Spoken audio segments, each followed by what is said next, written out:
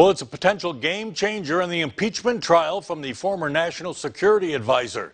New York Times reporting that they've received unpublished manuscripts from John Bolton's upcoming book, which reportedly includes explosive accusations that could change the trajectory of the Senate trial. ABC's Mona Kozar-Abdi has the latest.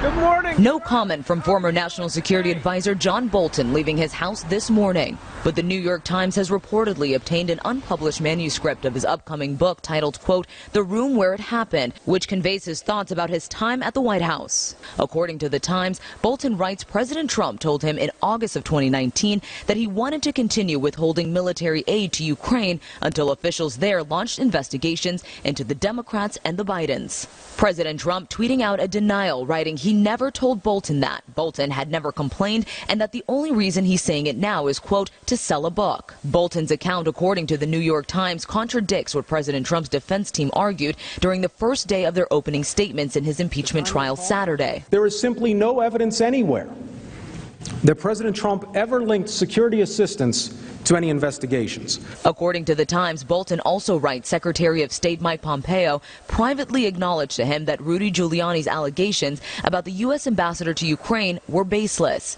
and that according to Bolton, Pompeo suspected, quote, Giuliani may have been acting on behalf of other clients. Bolton said he would testify if subpoenaed by the Senate as the president's defense team holds its second day of opening statements. Democrats say this new report requires Bolton and other witnesses to testify. If there was ever even a shred of logic left to not hear witnesses and review the documents, Mr. Bolton's book just erased it. One Republican senator now saying there's a growing number of his GOP colleagues who want to hear from Bolton. It's increasingly likely that other Republicans will join those of us who think we should hear from John Bolton. The president said last week that Bolton's testimony is subject to executive privilege because it could compromise national security, calling Bolton someone who knows his thoughts and knows what he thinks about world leaders. Mona Kozar-Abdi, ABC News, Capitol Hill.